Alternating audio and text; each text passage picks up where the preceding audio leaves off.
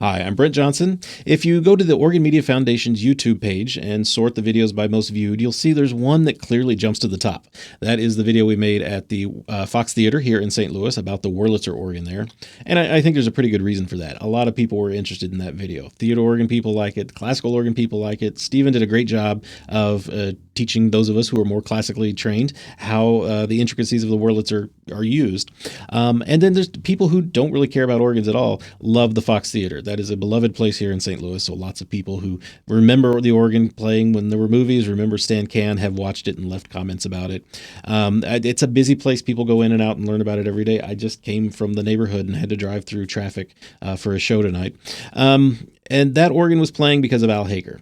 That video exists because of Al Haker, too, because it took, I think, 5 or 6 visits to the Fox Theatre to get everything we needed to make that video. And Al was there for all of them, even though he only appears in part of the video. Al was there the whole time. He was the one that cleared things with the union, got the stagehands out, ready to help us out, and made sure everything was okay with the scheduling. So we couldn't have made that video without Al, and that organ wouldn't have been playing without Al. See, he learned about organ repair there at the Fox, and Stan Can dubbed him the new caretaker of that instrument. Later on, when the Scottish Rite, just around the corner, wanted to get their instrument restored, the St. Louis Theater Organ Society jumped in, and Al led the crew that did all of the work in refurbishing pipes, chests, and getting the new relays put in. So he expanded his expertise there.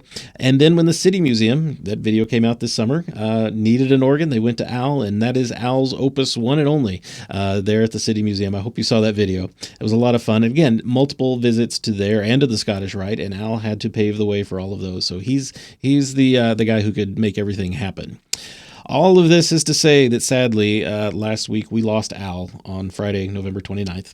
And in fact, Al himself would always say, who's going to do all of this when I'm gone? Because he wasn't training anybody to replace him. So he leaves a big hole here in St. Louis, but not just in the organ world. If you knew Al, you'd know he knew everybody in St. Louis. Organs were just a small part of his thing. He only got into that in his retirement. Christopher Sower had dubbed him the unofficial mayor of St. Louis. Al, first of all, he was a postal inspector for his career before he ever got into organs, and so met lots of people through that. He was a great sports fan of the St. Louis Cardinals and the St. Louis Blues. If you tried to schedule something when there was a home game, it wasn't going to happen because Al was going to be at the stadium or at the arena.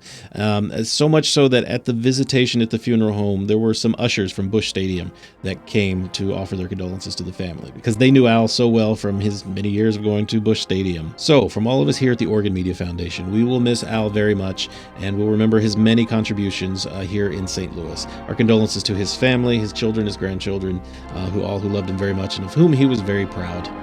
It may well on be impossible to replace a person like Al Haker. Thanks for watching.